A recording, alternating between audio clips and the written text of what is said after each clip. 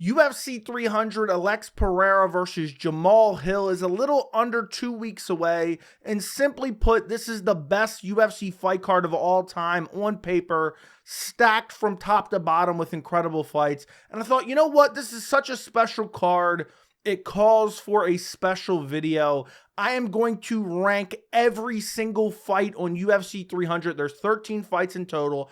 I'm going to start with what I believe is the worst fight on the card, and I'm going to end with what I believe is the best fight on UFC 300. And this was not an easy list to compile. Before I get into my list, take a look at the full main card and take a look at the full prelims as well, and comment down below from your favorite fight to your least favorite fight.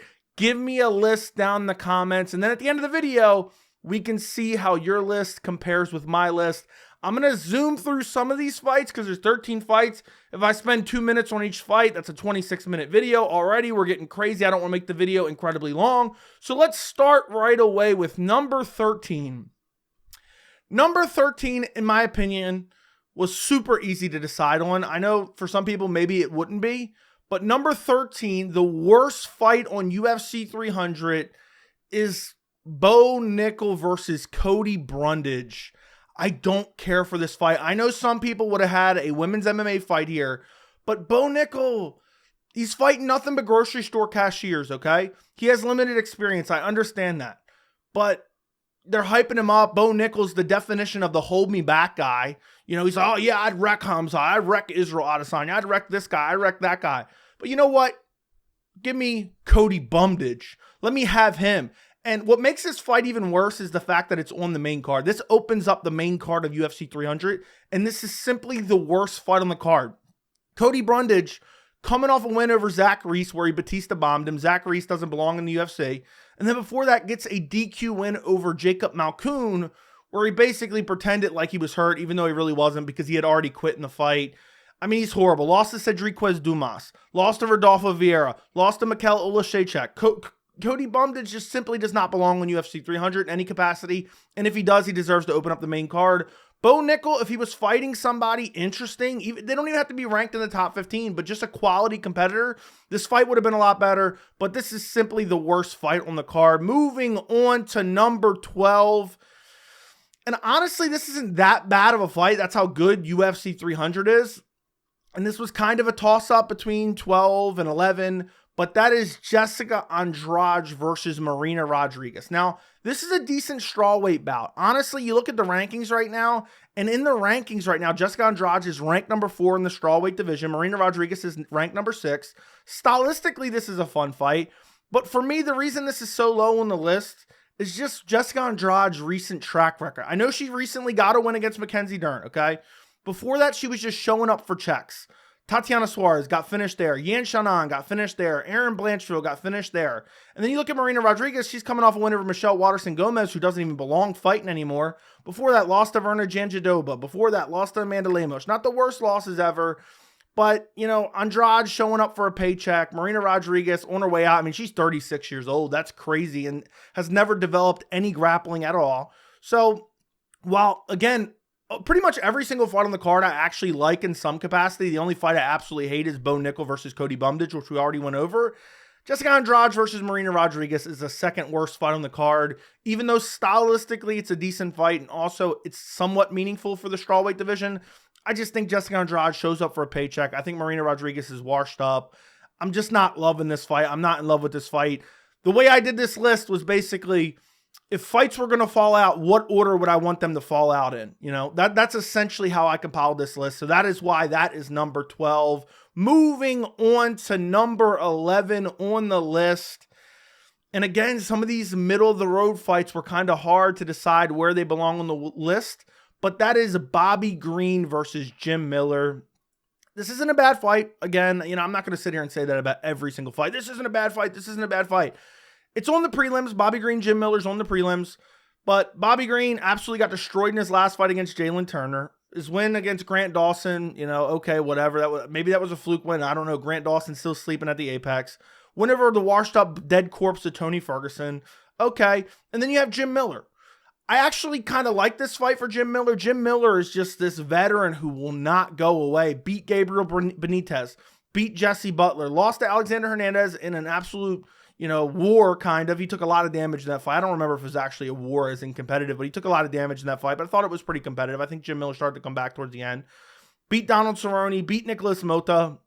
This is perfect matchmaking by the UFC. I think this is a fun fight stylistically, but it's meaningless. I know Bobby Green, I think he's actually currently ranked, so I guess technically it's not meaningless. Let's see. Yeah, Bobby Green's currently ranked number 14. He does not belong there. Grant Dawson gifted him that ranking. But at the end of the day, I still think this is perfect matchmaking. You have a veteran in Bobby Green and a veteran in Jim Miller. They're both older. Bobby Green's 37. Jim Miller's 40 years old. I like the fight, but again, if we're chopping off fights off of UFC 300, this would be the next fight that I would chop off. But I do like the fight, and I do like the stylistic matchup. I think it makes sense for both guys. And if Jim Miller can get a win here, which I may even pick Jim Miller in this fight, he can end up ranked. I mean, I don't know if the rankings guys, Blood and Sweat, Honolulu, whatever the guys that actually make the rankings, these anonymous, weirdos, basically. I don't know if they would slot in Jim Miller in the rankings, but if Jim Miller ends up in the top 15, he retires at 300, after he gets his 15th spot the Tuesday after 300, I think that would be pretty cool. I like this fight, but this is one of the lower level fights on the card. Moving up on the list to number 10. Number 10 fight on UFC 300 is Holly Holm versus Kayla Harrison. And I know this fight and a lot of the women's MMA fights on this card has kind of gotten crapped on quite a bit, but I'm interested to see Kayla Harrison in the UFC. And Holly Holm is a decent veteran in the division to welcome her to the UFC. Holly Holm, well, don't get me wrong, I'm tired of seeing Holly Holm. At least she's not in the main event in an Apex card, so she's on the prelims. Let's give a round of applause for that. And her last fight, she got choked out by Mayra Bueno Silva. That ended up being a no contest because of, Adderall or something in Mayra Bueno, or ADHD medicine for Mayra Bueno Silva. Before that, got a win over Yana Santos. Before that, I lost to Ketlin Vieira. Kayla Harrison's been outside the UFC for a while, has been getting hyped up quite a bit. She has that loss to Larissa Pacheco, but she's bounced back against Aspen Ladd. Now she's signed with the UFC. The one thing I do hate about this fight is I'm not even sure Kayla Harrison's going to make weight. So that's why I thought about putting it lower or higher, whatever you want to say, lower on the list technically. But at the end of the day, I think Kayla Harrison is an interesting prospect to help kind of grow the bantamweight division. And if she wins this fight, there's no doubt she's fighting for the title in her next fight. If she makes weight and she wins this fight, she beats up Holly Holm, she will be fighting for the women's bantamweight title. And also, you look at the bantamweight division right now, which has Raquel Pennington at the top. Holly Holm's number 5 ranked. So it kind of makes sense, especially in a dead division. So shout out to the UFC for attempting to kind of build up the women's bantamweight division, which I feel like has been so stale for so many years. But yeah, number 10 on the list, Holly Holm versus Kayla Harrison. Moving on to number 9 on the list of UFC 300 fights, we have Jalen Turner versus Renato Moicano. I believe this was the last fight added to UFC 300. This is a banger prelim. This is a straight up banger prelim. Jalen Turner absolutely obliterated Bobby Green in his last fight. In the fight before that, I believe that's the fight where he beat Mateusz Gamrot on short notice. Actually, the fight before that, he lost Dan Hooker split decision. Lost to Mateusz Gamrot on split decision. I mixed that up. I don't know how I butchered that. But had a competitive fight against Mateusz Gamrot on short notice. I know he was technically scheduled to fight. I believe Dan Hooker. Gamrot flew in and stepped in on short notice. But Gamrot's a stylistic nightmare for Jalen Turner. And the Dan Hooker fight, he gassed out. He was winning, looked for a finish, gassed out, ended up losing to Dan Hooker. But he bounced back against Bobby Green on short notice. That's why I mixed it up. He stepped in against Bobby Green on short notice, obliterated Bobby Green. Renato Moicano coming off a win over Drew Dober where, it was a close fight and he out-grappled Drew Dober. Before that, beat Brad Riddell. Before that, lost to Rafael Dos Anjos. And honestly, it's a good fight for Jalen Turner to really test his grappling. That's really the hole in his game. But Jalen Turner's been looked at as a future prospect in the lightweight division. I like this fight a lot. And you look at the rankings right now. I mean, you have Renato Moicano sitting at number 13. You have Jalen Turner sitting at number 10. So for a prelim fight, Jalen Turner, Renato Moicano is a really, really good fight. 2 top-ranked 15 lightweight fighters, which is one of the most stacked divisions in all the UFC. And I love that it's going to be testing out Jalen Turner's grappling, And I honestly think he probably wins this fight, but it's going to be interesting to see how he does stuffing the takedowns of Renato Moicano, because Moicano is going to grapple nonstop, similar to what he did against Drew Dober. But if he can't get him down, it's going to be a tough night for Renato Moicano against Jalen Turner, because he is nasty on the feet. Absolutely love that fight and love it as a prelim. Moving up on my list to number 8, and this is a banger matchup. Sodiq Yusuff versus Diego Lopez. The fan favorite Diego Lopez. Another amazing prelim, honestly, and a great test for Diego Lopez. I'm hyped to see this fight. Diego Lopez, I think everyone loves Diego Lopez at this point in time. He's not ranked, but he has an opportunity to get ranked here. Number 13, Sodiq Yusuff. And, I mean, this is a matchup kind of fans have been clamoring for. Not necessarily Sodiq Yusuff, but everyone has wanted to see Diego Lopez get a big jump up in competition and an opportunity to be ranked. And Sodiq Yusuff coming off that loss against Edson Barboza, where he almost got the finish early. It was a 5-round fight, kind of gassed out, ended up losing to Edson Barboza. Before that, you know, he's winning, but not against the best level of competition. Has a win against Alex Caceres and Don Shainis, which I believe was on short notice. Loss against Arnold Allen before that, where Diego Lopez has made a massive splash in the UFC in just 3 fights. Beat Pat Sabatini, absolutely wrecked Pat Sabatini, which was a solid win. Before that, destroyed Gavin Tucker. And before that, came in on short notice against Movsar Evil and had a good showing.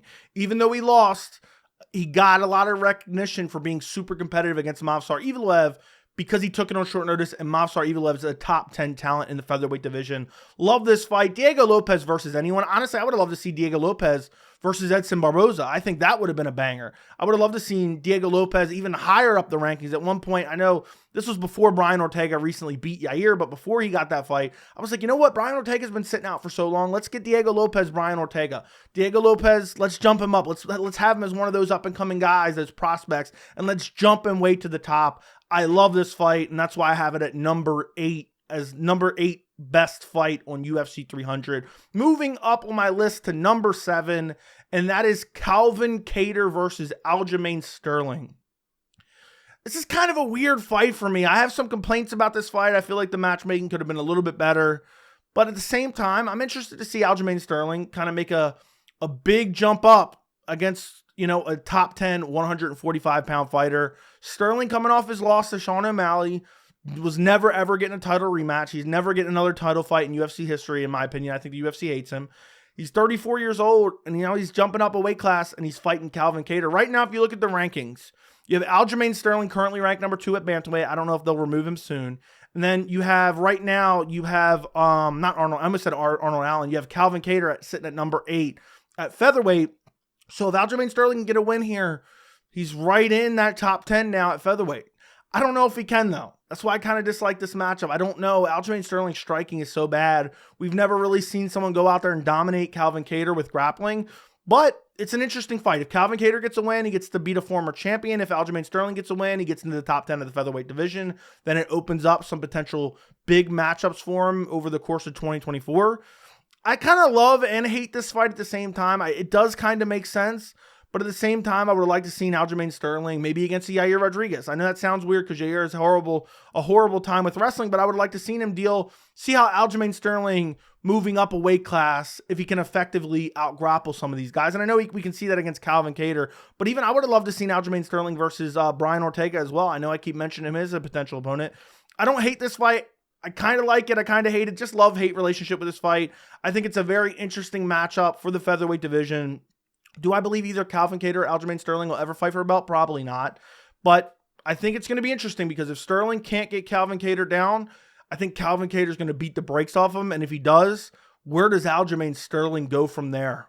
At 34 years old, going on 35, where does he go from there if Calvin Kattar beats the brakes off of him? But there you go. That's my number 7th UFC 300 fight. It's kind of weird. That's kind of weird saying it like that. But let's move on to my next fight on the list, number 6. And this is actually the very first fight on the card, and that is Deiveson Figueiredo versus Cody Garbrandt. I know for some people this would probably be lower down the list. I really like this fight quite a bit.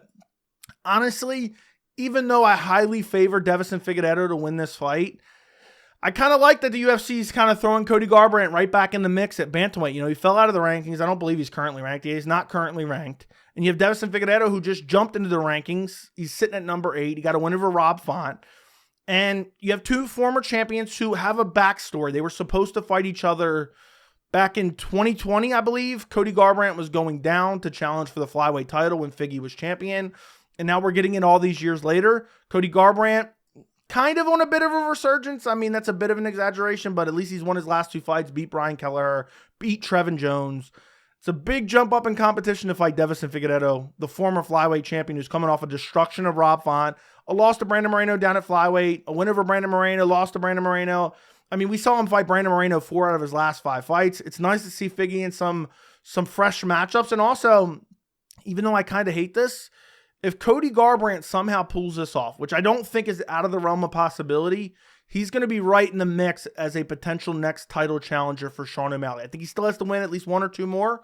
But if he beats Figgy, I'm telling you right now, if Sean O'Malley's still the champion, they have that backstory.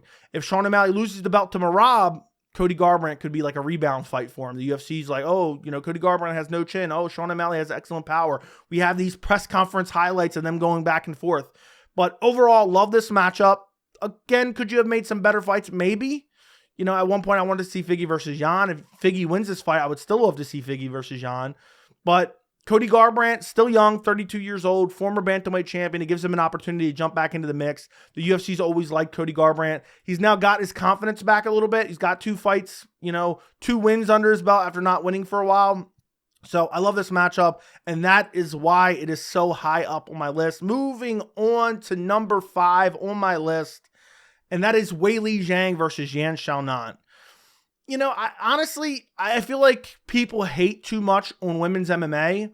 And sometimes I feel like, oh, okay, this is, I really actually like this fight. I think people complained it being on UFC 300, but it's not that bad. This is a co-main event. Okay. Stylistically, in my mind, am I thinking Weili Zhang most likely wins this fight? Yes, but Yan Xiaonan could come out and surprise us. She has nasty power. She improves every single fight. She's coming off a KO win over Jessica Andrade. She's coming off a win over Mackenzie Dern. I know she lost to Marina Rodriguez, split decision. She lost to Carla Esparza, but that was 3 years ago when she got out-grappled by Carla Esparza. She's been working on her grappling. I think especially if this stays standing, this is a banger fight, and it's for the UFC Strawweight belt. So I know it's a little low for a title fight, but I still think it's a good fight. I think people have complained way too much about this fight. Stylistically, it should be fun unless Weili just completely out-grapples her and dominates her in the first round. I think maybe the longer the fight goes, I think she'll probably be able to out-grapple her and control her, but I think early Yan Xiaonan's strong, powerful, athletic. I think she'll be able to scramble out of it. And Weili Zhang's one of my favorite fighters to watch. She's definitely my favorite female fighter. I mean, she's coming off the win over Amanda Lemos. That was a decent fight. Before that, win over Carla Esparza. Thank God she rid us of Carla Esparza after that abomination performance against Rose Namajunas. She has the win over Joanna Jędrzejczyk, 2 wins over Joanna Jędrzejczyk. Before that, the loss to Rose Namajunas, split decision, which I actually thought she won. And then before that, she got head kick KO'd by Rose Namajunas. So I like this fight quite a bit. It's not top tier, in terms of the matchup. Like, I remember Weili Zhang, Rose Namajunas won.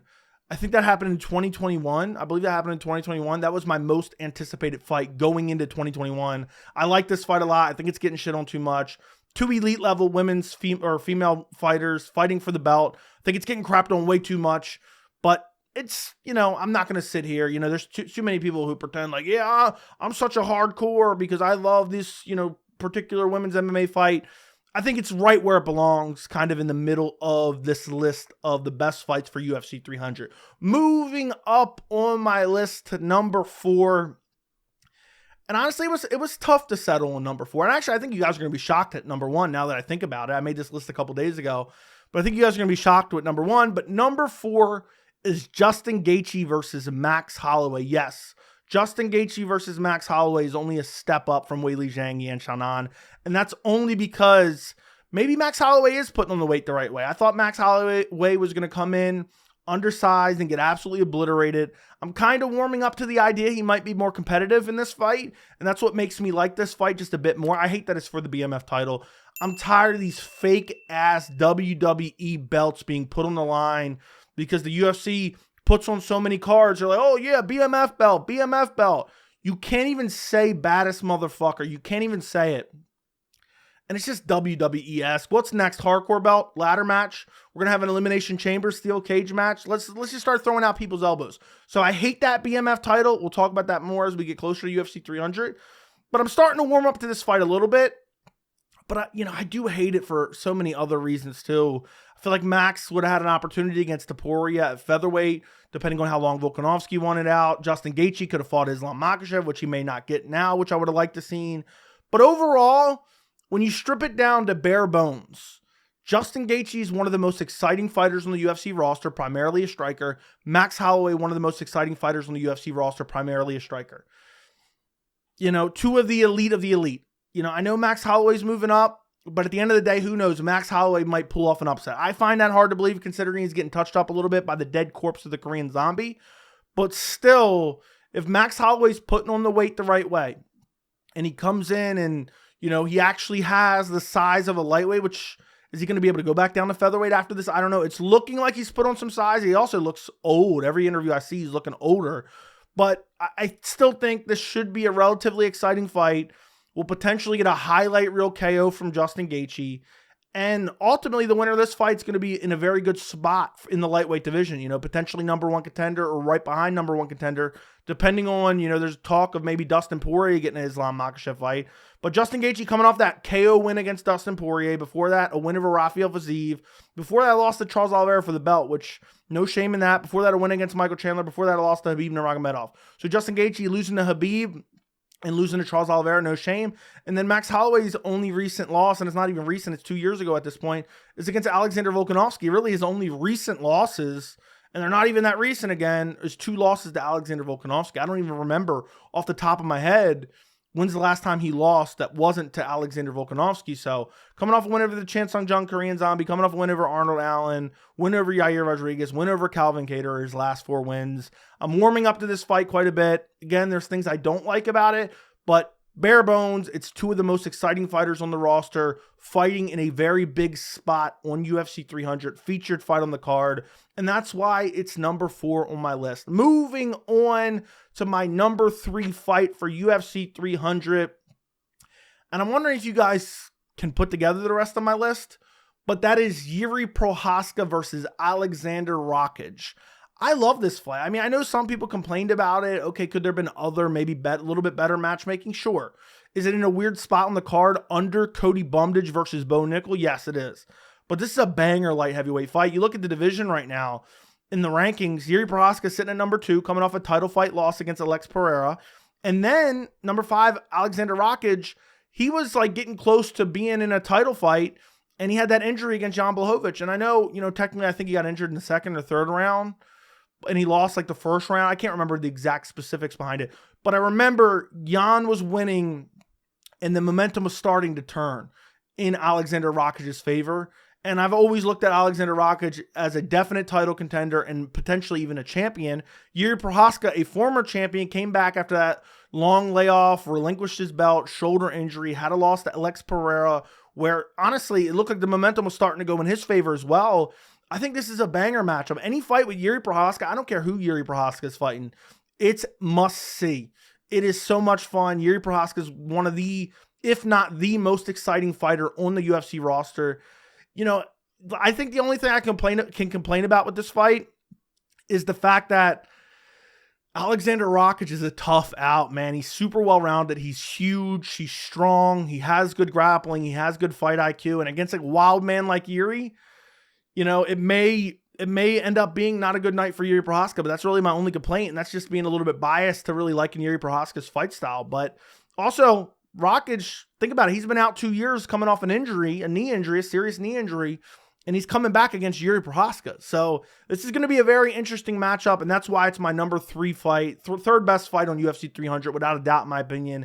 It is an absolute travesty that this is not on the UFC 300 main card. Imagine Alexander Rakic trying to be super technical and mixing in his kicks and, using his striking, and Jiří just wading forward, and Rakic trying to avoid him with the footwork and trying to counter him, and Jiří just wading forward, throwing wild shots, and maybe, he's going to kind of change his game plan a little bit and be a little bit more cautious. I cannot wait for this fight. This is a pay-per-view level fight, and it's absolutely mind-blowing to me that this fight is on the prelims. I cannot wait for Jiří Procházka versus Alexander Rakic. This is a banger fight in the light heavyweight division. Number 2 versus number 5 on the prelims. One of the most exciting light heavyweights on the entire roster. I cannot wait for that matchup. Moving on to number 2. What is the second best fight on UFC 300? And by unveiling the second best fight on UFC 300, you're automatically going to know, if you've been following the whole video, what is number 1 as well. Number 2 best fight on UFC 300 is the main event, Alex Pereira versus Jamahal Hill for the light heavyweight title. I love this fight, but I kind of do hate it as well a little bit. And that's what bumped it down to number 2, at least for me personally. I could move it up to number 1, but honestly, I don't like how short notice this was thrown together. And I know it wasn't that short notice, but when you take into account the UFC was fumbling around in the dark, then all of a sudden they're like, okay, Jamahal Hill, even though Jamahal Hill says, I could use a little bit more time. He's coming back from a traumatic Achilles injury. I know he got the KO win over his brother, but that's a big difference between fighting Alex Pereira. This is a massive matchup, but overall, love the fight. I think it's an interesting stylistic matchup. Jamahal Hill says, I'm not even going to go out there and try to grapple, which that could end up costing him. And also, Jamahal Hill's biggest weakness is the ability to really just suffer from leg kicks. He just does not deal well with heavy leg kick attacks. And Alex Pereira, what is his biggest strength? His leg kicks. So this is a banger matchup. Honestly, I love this. I just wish Jamahal Hill had more time. He's saying he's healthy, but I just feel like the UFC paid him well, and that's why he took this fight. And he thinks I'm good enough to win anyway. Either way, honestly, if Jamahal Hill ends up losing here, I'm going to laugh anyway, because Jamahal Hill has kind of rubbed me the wrong way over the past 6-8 months. But Alex Pereira, when is he ever in a boring fight, to be honest? His last fight against Yuri Prochazka, great fight, wins with those elbows, those Travis Brown elbows. Fight before that, questionable win against Jan Blachowicz. Fight before that, got brutally slept by Israel Adesanya. Fight before that, beat Israel Adesanya. And it's just crazy, the rise to champion and really double champion. Obviously not simultaneous double champion. I know someone's going to leave that in the comments. It's just crazy to see what Alex Pereira has done. I know he's kind of been babied up the ladder by the UFC, but now you have Jamahal Hill, the champion who never lost his belt, returning after a long layoff from an injury, coming off that brutal KO win against his brother in front of his children. It's an interesting stylistic matchup. I'm curious to see how the striking matches up, because Pereira is so good on the feet, but he's not as defensively sound as people make him out to be. And Jamahal Hill, I think, is an underrated striker, honestly. And I think some people look at his physique sometimes, they're talking about how he's kind of chubby and whatnot, and they underestimate Jamahal Hill as a fighter in general. I think a lot of people, if I remember correctly, I'm not looking at Tapology percentages right now, but I feel like a lot of people were picking Glover to beat him.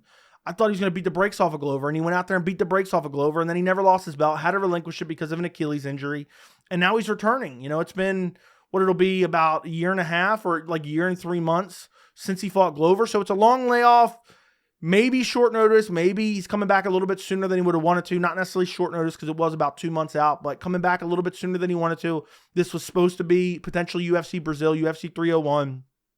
But I'm kind of giving those reasons I dislike this fight, because that's the reason it ended up being number 2 instead of number 1. But overall, this is a banger main event for the light heavyweight title, and it's just under 2 weeks away. And I cannot wait to see how this fight plays out. But it's still number 2 on the list. Moving on to the number 1 fight on UFC 300, my favorite fight on UFC 300, and that is Charles Oliveira versus Arman Tsarukyan. I absolutely love this fight. This is a banger matchup in the lightweight division. I cannot wait for this matchup. Charles Oliveira, former champion, was supposed to fight Islam Makhachev, then got cut 2 weeks before. The fight got canceled at UFC 294 back in October, and now he's fighting Arman Tsarukyan. The kind of, things with the UFC, I guess timing didn't work out or whatever. We still don't know what actually went on with the Islam Makhachev situation. And now he's fighting Arman Tsarukyan. Now they're both coming off brutal KO wins against Beneil Dariush, but what does that really mean? I don't know. They both looked great at the time, but either way, besides that point, we know they're both two of the elite in the lightweight division. I could see both Charles Oliveira and Arman Tsarukyan challenging for the belt in the near future. And honestly, this is just such a high-level fight, and I have no clue what's going to happen in this matchup. And Charles Oliveira is probably my favorite fighter to watch fight. The fact that people are scared to go to the ground with him outside of Islam Makhachev because of his dangerous grappling is just crazy. The dude is a finisher. I wish this fight was 5 rounds. Then you have Arman, who I've been super high on Arman for a while, coming off a destruction against Beneil Dariush, coming off a win over Joaquim Silva, which people gave him shit for, but he got to finish and pretty much dominate the fight outside of getting clipped up. A win over Demir Ismagulov. His only recent loss is against Mateusz Gamrot, and honestly, I thought he won that fight. I thought he got a bit robbed in that fight. So, I mean, in another universe, Charles Oliveira, Arman Tsarukyan is literally a title fight, a lightweight title fight. That's how good this fight is.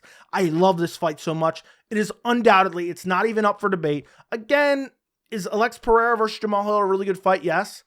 In my head, it doesn't even compete with Charles Oliveira, Arman Tsarukyan. This is such a banger matchup. I absolutely love this fight. And you look at the rankings, honestly, ranking-wise, Charles Oliveira is number 1, Arman Tsarukyan's number 4. Honestly, bump Tsarukyan up to 3. I think he should be above Poirier. And honestly, I think Charles Oliveira, Arman Tsarukyan could, I know Oliveira's been around for a while, so he's been fighting since his 20s, so who knows how long he'll stick around. But you're looking at these guys who are going to be the future of the lightweight division. At least Arman is 27 right now. Oliveira's 34, which is crazy because I'm thinking of him as like 32. So, Oliveira is kind of already, obviously already in his prime, but think about it. You got 7 years before Arman is even the same age as Oliveira right now. That's crazy when you think about it. So it's 2 guys arguably in their prime. Maybe Arman hasn't even hit his prime. Charles, we know, has kind of hit his prime. Former champion.